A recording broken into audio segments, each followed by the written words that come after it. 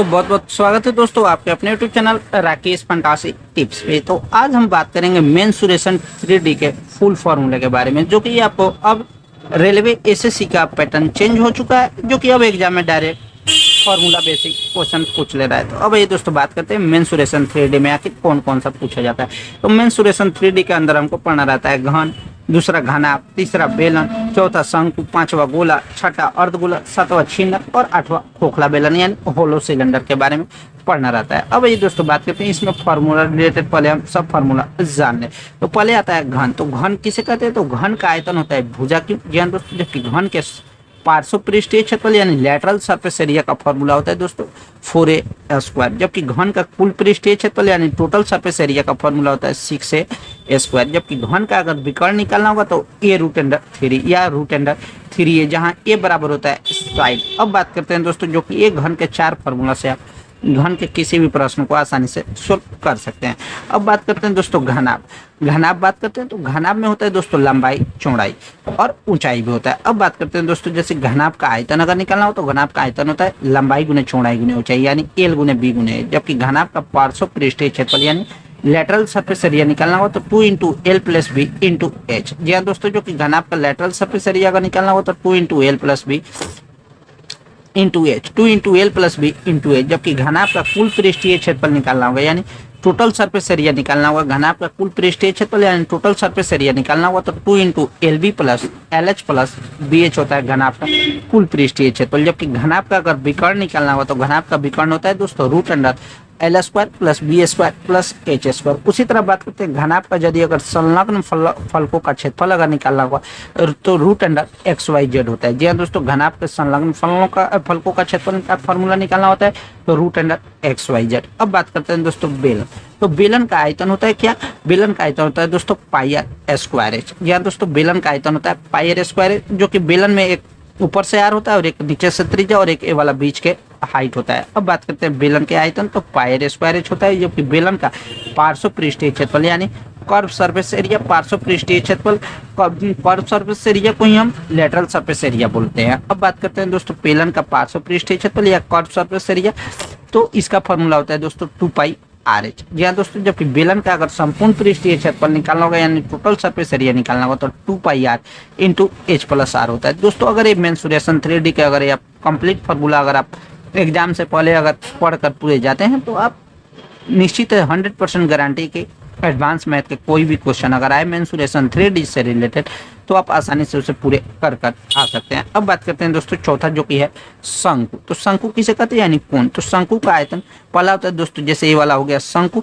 शंकु का अगर आयतन पूछे तो 1/3 πr² होता है। जी हाँ दोस्तों, जबकि शंकु का आयतन होता है 1/3 πr², जबकि शंकु का कर्व सरफेस एरिया यानी पार्श्व पृष्ठीय क्षेत्रफल का फॉर्मूला होता है दोस्तों πrl। जी हाँ दोस्तों, शंकु का कर्व सरफेस एरिया होता है πrl, जबकि शंकु का टोटल सरफेस एरिया होता है πr × L + R, πr × L + R। जी हाँ दोस्तों, शंकु का टोटल सरफेस एरिया होता है πr × L + R, जबकि शंकु का तिर्यक ऊंचाई यानी स्लैंट हाइट को ही तिर्यक ऊंचाई बोला जाता है। तो इसका फॉर्मूला होता है दोस्तों √H² + R²।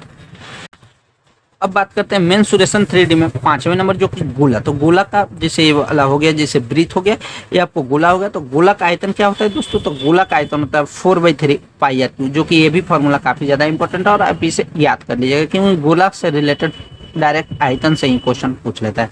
जबकि अगर गोला का कर्व सरफेस एरिया यानी पार्श्व पृष्ठ क्षेत्रफल अगर निकालना हुआ तो इसका फॉर्मूला होता है दोस्तों 4πr²। और एक बात आप याद कर लीजिएगा दोस्तों, गोला में कर्व सरफेस एरिया और टोटल सरफेस एरिया दोनों का सेम होता है फॉर्मूला यानी 4πr²। अब बात करते हैं दोस्तों, जो कि छठा नंबर आता है अर्धगोला यानी हेमिस्फीयर। हेमिस्फीयर मीन्स होता है अर्धगोला। तो अब बात करते हैं, जैसे ये वाला आपको वृत्त हो गया और इसमें आपको हो गया अर्धगोला। तो अर्धगोला का आयतन क्या होता है? गोला का आयतन होता है 4/3 πr², तो इसका अर्धगोला यानी हाफ, तो 2/3 πr³ हो जाएगा। जबकि अर्धगोला का कर्व सरफेस एरिया यानी पार्श्व पृष्ठीय क्षेत्रफल होता है 2πr², जबकि अर्धगोला का टोटल सरफेस एरिया होता है कितना? 3πr²। तो आप याद कर लीजिएगा दोस्तों, गोला का curve surface area 4πr², total surface area 4πr², जबकि हेमिस्फीयर यानी अर्धगोला का कर्व सरफेस एरिया 2πr², जबकि अर्धगोला का टोटल सरफेस एरिया होता है 3πr²। अब बात करते हैं दोस्तों फ्रास्टम यानी छिन्नक के बारे में। तो छिन्नक जो कि आपको छिन्नक में क्या क्या होता है? एक बड़ा आर यानी इन सर्कल होता है, एक होता है छोटा आर यानी सरकम रेडियस होता है। अब बात करते हैं दोस्तों छिन्नक यानी फ्रस्टम। तो छिन्नक का आयतन क्या होता है, तो 1/3 pi h 1/3 pi h into r square, बड़ा आर स्क्वायर प्लस छोटा आर स्क्वायर प्लस बड़ा आर इंटू छोटा आर। यह दोस्तों छिन्नक आयतन है, याद कर लीजिएगा, जो कि इससे रिलेटेड भी काफी ज्यादा क्वेश्चन पूछता है। छिन्नक आयतन का 1/3 पाई एच इंटू बड़ा आर स्क्वायर प्लस छोटा आर स्क्वायर प्लस बड़ा आर इंटू छोटा आर। 1/3 पाई एच इंटू बड़ा आर स्क्वायर प्लस छोटा आर स्क्वायर प्लस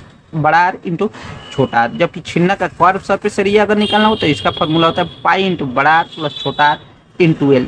जी हाँ दोस्तों, छिन्नक का अगर कर्व सरफेस एरिया निकालना हो तो पाई इंटू बड़ा आर प्लस छोटा आर इंटू एल। जबकि छिन्नक का टोटल सरफेस एरिया अगर निकालना हो तो पाई इंटू बड़ा आर प्लस छोटा are into L, pi into बड़ा आर प्लस छोटा आर, पाई इंटू बड़ा आर प्लस छोटा are into l plus pi into बड़ा आर स्क्वायर प्लस छोटा आर स्क्वायर। जी हाँ दोस्तों, छिन्नक का टोटल सरफेस एरिया अगर निकालना हो तो पाई इंटू बड़ा आर प्लस छोटा are into l plus pi into बड़ा आर स्क्वायर प्लस छोटा आर स्क्वायर। अब बात करते हैं दोस्तों छिन्नक का एल यानी स्लैंट हाइट। तो छिन्नक का एल अगर निकालना हो तो इसका फॉर्मूला होता है दोस्तों √h square plus are square बड़ा आर स्क्वायर माइनस छोटा आर स्क्वायर, ये फॉर्मूला होता है। तो अब एक बार फिर से रिपीट कर दे रहा हूँ।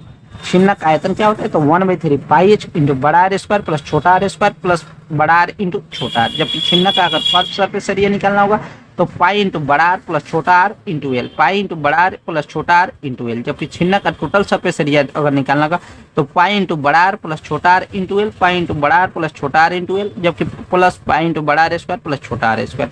वही बात करते हैं दोस्तों छिन्नक का एल अगर निकालना हो तो √h square plus are square minus छोटा are square, √h square plus बड़ा आर स्क्वायर माइनस छोटा आर स्क्वायर। अब बात करते हैं दोस्तों खोखला बेलन। तो खोखला बेलन में क्या क्या होता है, तो एक पाई होता है, एक हाइट होता है, एक बड़ा आर स्क्वायर और एक छोटा आर होता है। अब बात करते हैं दोस्तों खोखला बेलन के बारे में। तो खोखला बेलन का यदि अगर आयतन निकालना हो तो खोखला बेलन का आयतन होता है दोस्तों पाई इंटू बड़ा आर स्क्वायर माइनस छोटा are square into H, pi into बड़ा आर स्क्वायर माइनस छोटा आर स्क्वायर इंटू एच। जबकि खोखला बेलन का अगर कर्व सरफेस एरिया यानी पार्श्व पृष्ठीय क्षेत्रफल निकालना होगा तो 2 पाई इंटू बड़ा आर प्लस छोटा are into h, 2 pi into बड़ा आर इंटू 2 पाई इंटू बड़ा आर प्लस छोटा r power h, 2 pi into बड़ा आर प्लस छोटा आर इंटू एच। जबकि खोखला बेलन का अगर टोटल सरफेस एरिया यानी संपूर्ण पृष्ठीय क्षेत्रफल निकालना होगा तो 2 पाई इंटू बड़ा आर प्लस छोटा आर इंटू एच प्लस बड़ा आर माइनस छोटा आर। जी हाँ दोस्तों, एक बार फिर से रिपीट कर देता हूँ। 2 पाई इंटू बड़ा आर प्लस छोटा आर, 2 पाई इंटू बड़ा आर प्लस छोटा are into h plus 2 pi into बड़ा आर प्लस छोटा आर इंटू एच प्लस बड़ा आर माइनस छोटा आर। तो कैसा लगा दोस्तों वीडियो? अगर वीडियो अच्छा लगे तो वीडियो को लाइक करना ना भूलिए। साथ में दोस्तों मेंसुरेशन 3D का कंप्लीट फार्मूला हो गया। अगर इस फार्मूला को आप आसानी से कर लेते हैं, अगर आप याद कर लेते हैं, तो आप दावा है दोस्तों रेलवे के किसी भी एग्जाम या एसएससी के किसी भी एग्जाम में आप आसानी से एडवांस मैथ में पूरे का पूरे नंबर ठोक कर आ सकते हैं। तो ठीक है दोस्त, बाय बाय, मिलते हैं नेक्स्ट अन्य वीडियो में।